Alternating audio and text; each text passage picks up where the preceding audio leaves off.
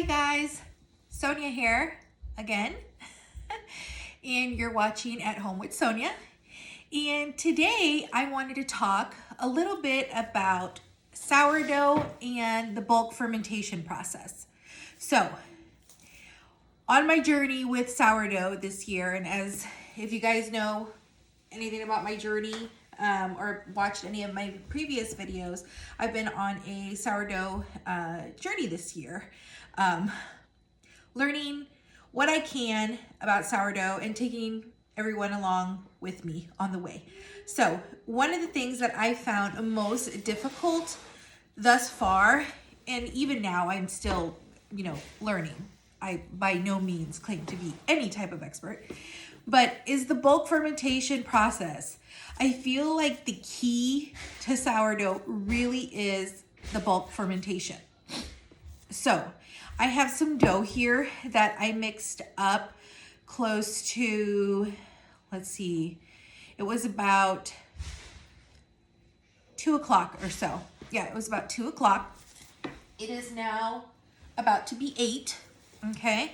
So when I mixed this up, I went ahead and followed the normal process I usually do in my normal recipe. So the recipe that I usually follow is about 100 grams of starter per 500 grams of flour and 375 grams of water, okay? And about 12 grams of salt, give or take, okay? That's usually what I follow. That's the recipe that has worked for me. There are lots of recipes out there when it comes to the artisan loaves for sourdough. And I feel you just have to find the measurements and the one that fits best for you and your environment, okay? Not only your environment, but also your sourdough. And I know it's crazy because people just want to be like, hey, just give me the recipe, tell me exactly what to do. But unfortunately, you have to really get to know, one, your starter, and two, you really have to get to know your dough, okay? So that's why I was like, you know what? I want to come on here and I want to talk a little bit about bulk fermentation. So if you don't know, bulk fermentation is the process after you mix your dough, you've done a couple of your stretch and folds, okay? And then you let it sit, okay? This is when the dough rises. So here I have a pretty big bowl. This is 2 loaves worth of dough. I usually mix 2 loaves worth of dough anyways. So I have about 1,000 grams of flour in here mixed with 200 grams of starter, about 750 grams of water, and then about 20 grams of salt or so, or 22. I think it was 22 today. This is 2 loaves and it's been sitting. Like I said, it's almost 8 o'clock. And I wish I would have taken a picture before so you guys could have seen. I don't think I did. So,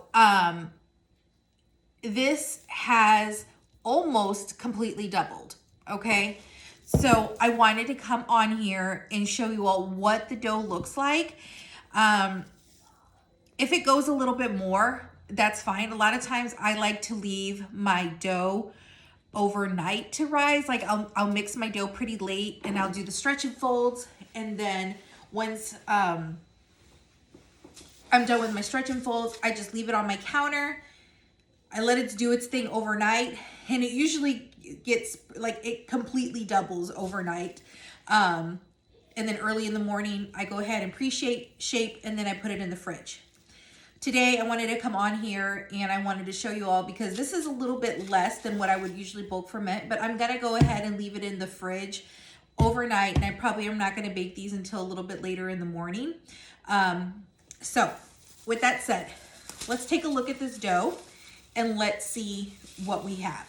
Because a lot of people are like, well, how do you know that it's done bulk fermenting? How do you know if it's not past that stage? So I do want to say that my house has been pretty warm today because I've been baking all day. So that's why I was like, you know what? I think it's ready.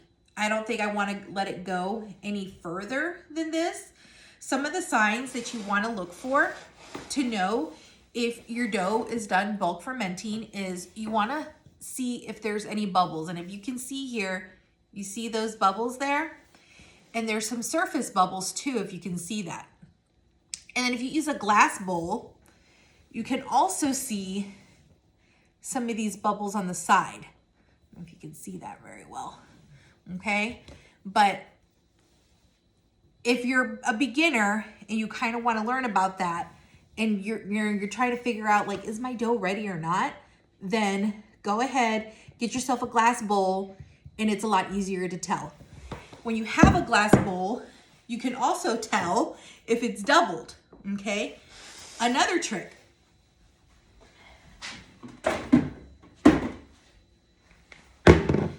Get yourself something like this. It's got measurements. It's dummy proof. If you have dough up to 2 liters or maybe up to 1 liter, then you know that once it's doubled, it's good. And it's clear, it's plastic, so you're gonna see those bubbles on the side and you're gonna see it on top, okay?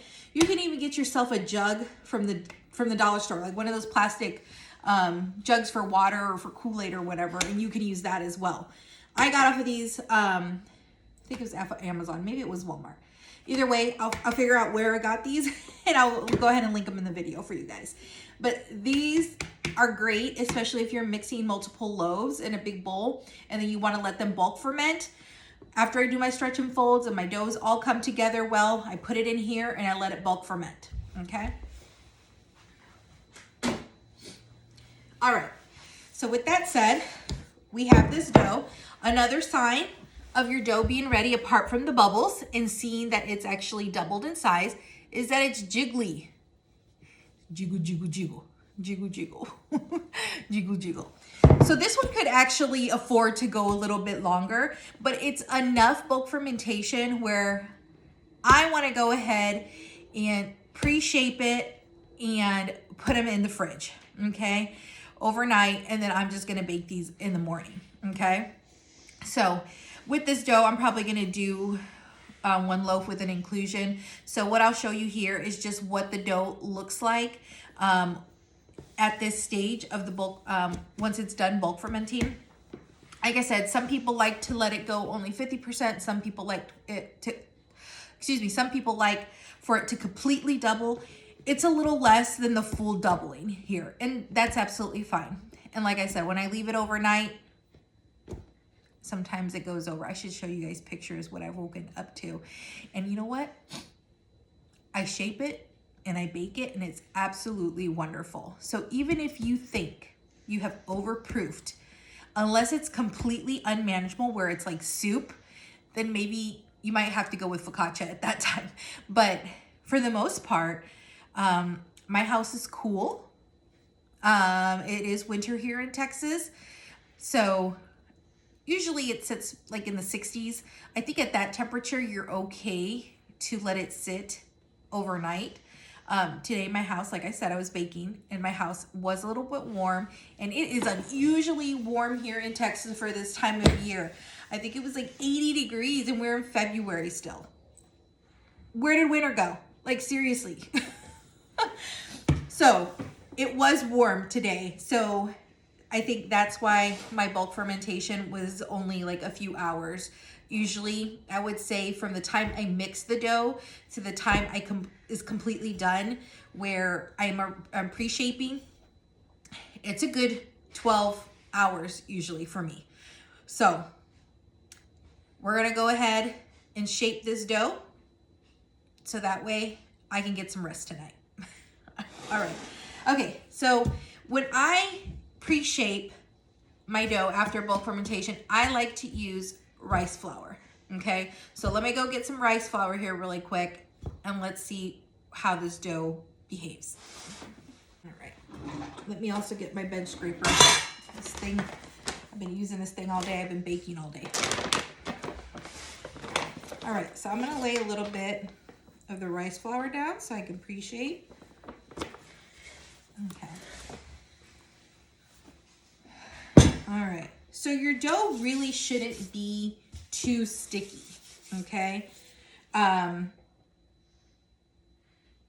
It should be pretty manageable. And I do want to say that it does take practice learning how to handle dough.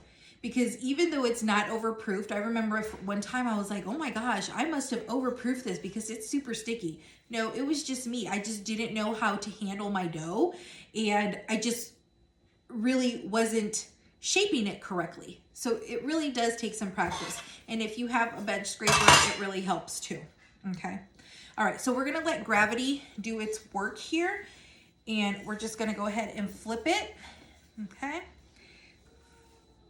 And it should is the word, peel itself easily from the container.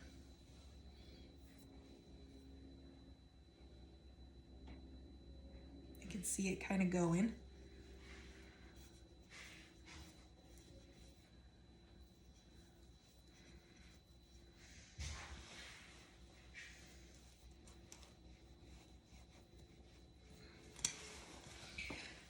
Let me kind of do it this way.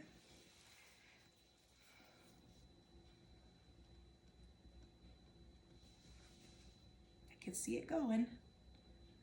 Let gravity work here.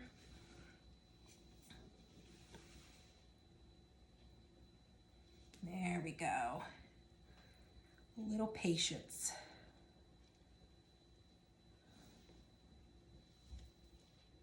Okay, and there we go.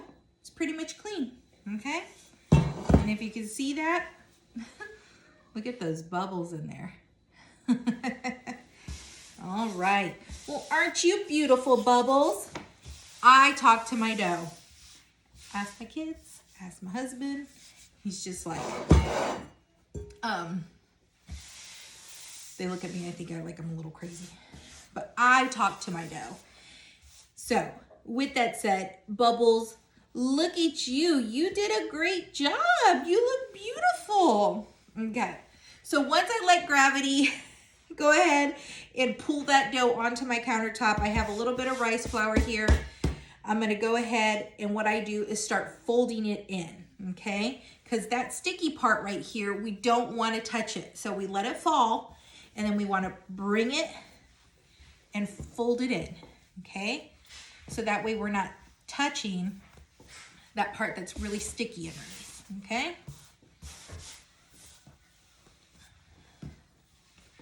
Oh, looks like we have a little piece there that doesn't want to cooperate. That's why we got the bench scraper, okay? And once we got this, oh, it is nice and pillowy, you guys. Oh, look at it. And that's exactly how you want your dough to be. Look at her. Look at her jiggly. She looks like my stomach. Jiggle, jiggle, jiggle. Wiggle, wiggle. All right. Anyways, she's beautiful. She's nice. She's pillowy. She's not sticky at all. This is like therapy, you guys. Seriously. Remember when you were in kindergarten and you played with Play-Doh? This is even better because it's just soft and pillowy. All right. Anyways, here we go. So I like to, this is just, like I said, a little pre-shape. I like to get it out. This is dough for 2 loaves, okay? So let's go ahead and cut this baby in half here.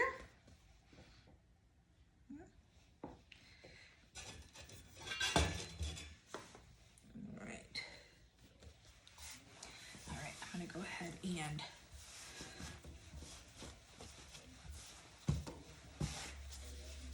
I'm not going to touch that sticky part where I cut it. Kind of brought it in. I don't know if you guys saw me how I did that. And like I said, that's just a part of learning how to deal with your dough. Look at that bubble. Look at that big old bubble right there. Those are all great signs that your dough is doing wonderful, okay? And like I said, it didn't even completely double in size, and that's okay. You are beautiful. Y'all are gonna make some good bread. Look at this, look at her. She's like, what about me? What about me? I got bubbles too. All right, you guys. So again, bulk fermentation. It's all about learning your dough, okay? So I know recipes will say, oh, leave it on the counter for 7 to 8 hours after your stretch and folds, but you really have to take into account your environment, temperature of your home, your starter. Is it a mature starter? I mean, my starter doubles within 4 to 5, or triples even within 4 to 5 hours after I feed it. So I know it's doing its thing. So, like I said, a lot of things to take into account, but you watch your dough, okay? Watch your dough, and once you have those signs, like I said, you're gonna have little bubbles here, you know, all around the dough.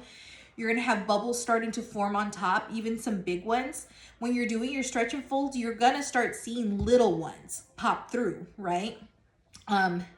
But when it's completely done, bulk fermenting, you're gonna see a little bit more of the bigger ones like this on the top, and it's going to be domed, and it's going to be jiggly. Like when you jiggle it, like I did right now, like it's jiggly, you guys, really jiggly, okay? So, once you see those signs, then go ahead, pre-shape it, and then if you're gonna put inclusions in, this is at the point where I would put inclusions, do the final shape, and then stick them in the fridge, okay? Some people ask, why can't I do my bulk fermentation in the fridge? I think some people do that. I have not found success with it. Just giving my opinion, you know, my experience. When you put something in the fridge, it actually slows down the fermentation process. So you want it to be able to rise and to do its thing before you put in the fridge, okay? So once I put it in the fridge, I know it's going to maybe rise just a tiny bit more, but I'm not gonna get that full rise. So I would really say, or stray away from mixing your dough and then sticking it straight into the fridge and thinking that it's going to do its bulk fermentation in there. But again, that's just my opinion. That's my experience, okay? All right, you guys. So that's a little bit about bulk fermentation, because I know I've gotten a lot of questions in regards to bulk fermentation from my friends and what that means. So again, that is the large period of time that the dough sits for it to proof, okay? All right, you guys, I'm gonna go ahead and let these rest, and then I'm gonna shape them. I'm gonna put them in the fridge, and I'm calling it a night. All right, you guys, see you later. Bye.